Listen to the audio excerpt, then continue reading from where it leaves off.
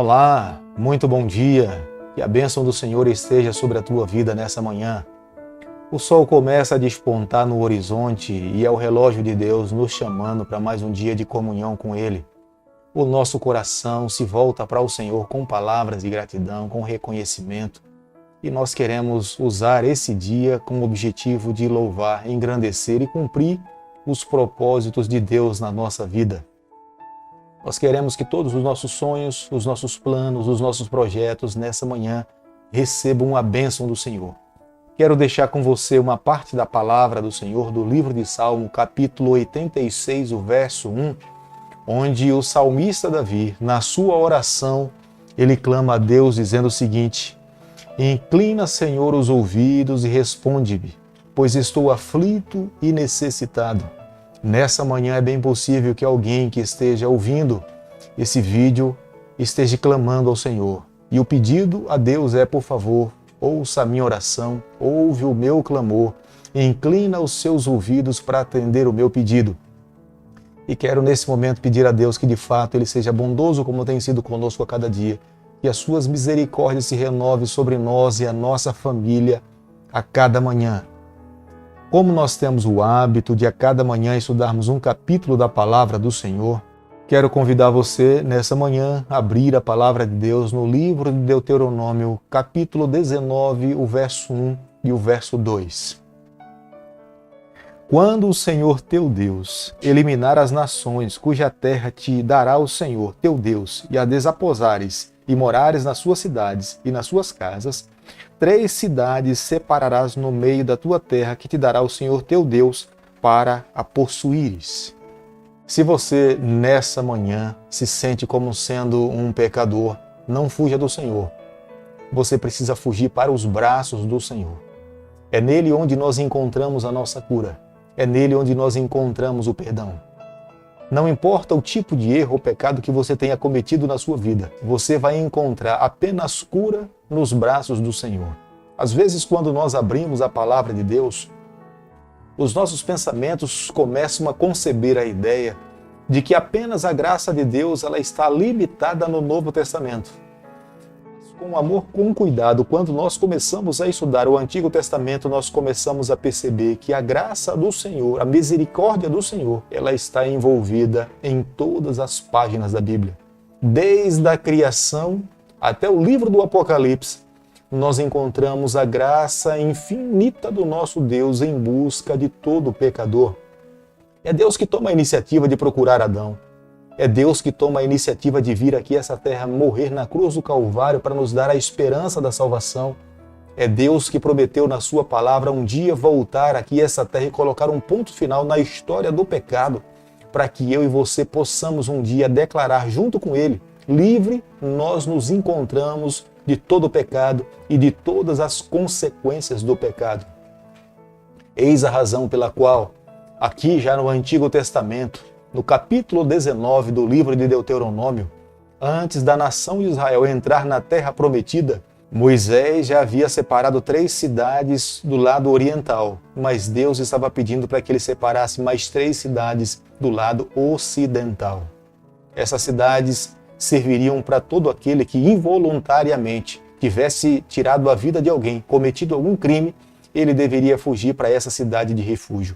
Era a graça de Deus infinita protegendo o inocente e Deus jamais quis que o inocente pagasse como sendo culpado. Os israelitas deveriam manter as estradas claras, limpas, de acesso fácil para aquele que estivesse fugindo para salvar a sua vida, fugindo para a cidade de refúgio. Eram as orientações de Deus.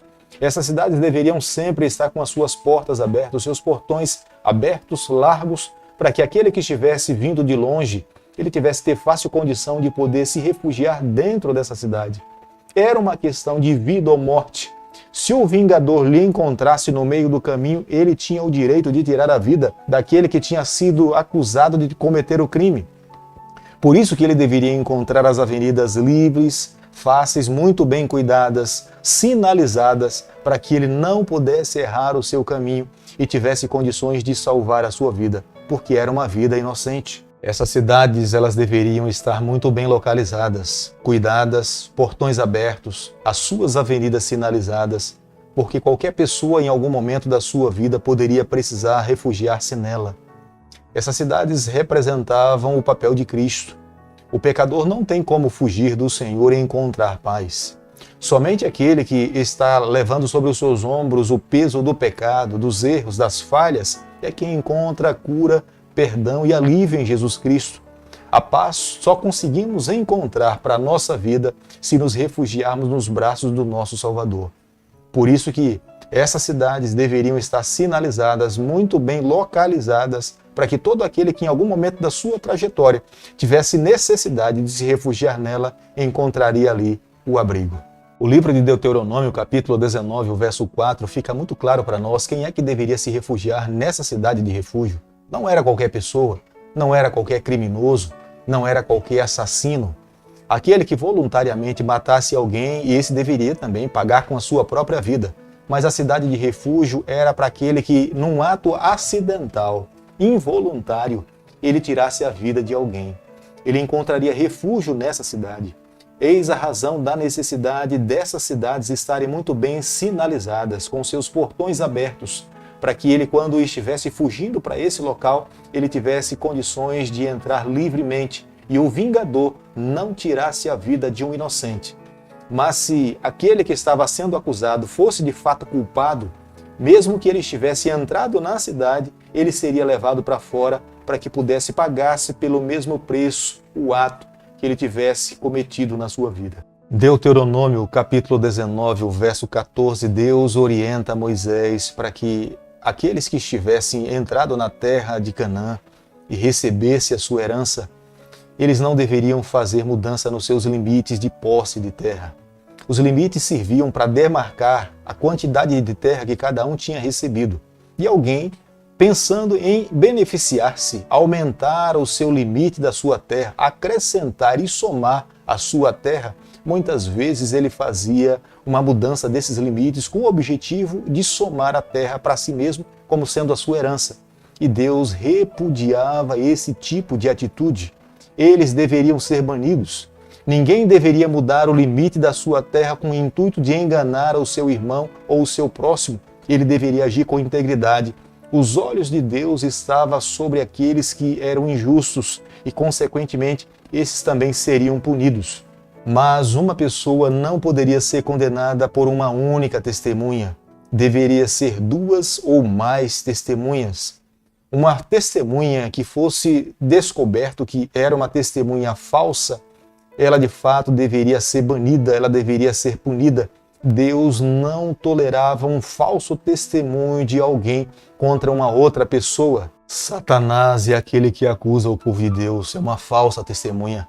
Eis a razão pela qual a sua recompensa já está garantida. Ele um dia será destruído, eliminado por completo, porque todas as suas palavras são falsas, são contra o povo de Deus. Ele quer destruir aquele que é fiel, aquele que busca encontrar o caminho da salvação. Por isso que as falsas testemunhas deveriam também ser punidas e eram repudiadas pelo Senhor. A pena do talião era a punição contra o perjúrio. Longe de ser uma vingança pessoal, era de fato uma norma para que pudesse ser usada pelos juízes da época. Deus não queria que alguém se valesse dessa lei com o objetivo de retribuir o mal que tinha recebido, mas era uma norma para estabelecer justiça. Quando nós olhamos para aquela época, para as leis de justiça que estavam ao redor da nação de Israel, elas estavam longe de viver esse nível de justiça. Eles, na verdade, viviam com arbitrariedade com respeito à justiça. Mas aqui, no capítulo 19, no verso 21, Deus estava trazendo justiça para aquele que estava sofrendo algum tipo de injúria. Era a única maneira de estabelecer e igualar a justiça entre os relacionamentos, era levando que aquele que estava sofrendo alguma penalidade pudesse agir do mesmo patamar. Não era uma vingança pessoal, mas era para que pudesse se estabelecer justiça na sociedade. Era a forma pela qual Deus queria que a justiça pudesse ser prevalecida no meio do seu povo. E vale a pena ressaltar nesse momento que deveria primeiramente ser levado a um tribunal, deveria ser levado a um júri, para que de lá desse júri saísse um veredito final, onde então pudesse se fazer a justiça agora. Meu amigo, nessa manhã, ao nós concluirmos o capítulo 19 do livro de Deuteronômio, fica muito claro para nós que o nosso Deus não tem prazer de que o inocente pague uma culpa. E também Deus não tem prazer que o culpado se passe como inocente. O objetivo de Deus, de fato, é fazer justiça. Eis a razão pela qual um dia Ele vai voltar aqui a essa terra para colocar um ponto final na história do pecado. Aquele que é a nossa falsa testemunha, Satanás, a antiga serpente, a sua sentença já foi determinada. Ele será destruído para todo sempre. Mas aqueles que ainda vivem nessa terra, que reconhecem que por algum momento da sua vida tem vivido ou viveu de uma forma irregular, ainda é possível buscar auxílio, recorrer para os braços do Pai e encontrar uma cidade de refúgio nos braços do Senhor e encontrar a paz ali. A graça de Deus ainda nos alcança. O limite da graça de Deus ainda não chegou ao seu final. Mas nessa manhã nós precisamos entender, o limite da graça de Deus chegou para algumas cidades no passado, como Sodoma e Gomorra, no período do dilúvio também. Para nós ainda não chegou, embora nós não saibamos quando de fato Jesus Cristo irá voltar aqui a essa terra, mas quando nós estamos com a palavra de Deus aberta, nós acabamos entendendo que muito em breve Ele estará voltando aqui para buscar os seus filhos. Eis a razão de hoje, eu e você, nós nos refugiarmos nos braços do Senhor. Buscarmos a Ele com todas as nossas forças, para que nós possamos encontrar a cura, o perdão e a salvação em Jesus Cristo. Por isso que nesse momento eu convido você, vamos juntos orar ao Senhor, nos colocando nos seus braços, pedindo a Ele que nos mantenha seguro nas suas mãos, para que nós possamos nos mantermos salvos em Jesus Cristo. Querido Pai, nas suas mãos, nessa manhã, nós nos colocamos. Reconhecemos as nossas falhas. Por favor, Senhor, cura as nossas enfermidades. Nos dê a graça e a alegria de nos refugiarmos sempre em Ti, encontrarmos perdão nos Teus braços. Nós oramos, nós pedimos e o fazemos em nome de Jesus. Que o Senhor te abençoe e te guarde. Que Ele faça resplandecer o seu rosto sobre você. Que Ele tenha misericórdia de você.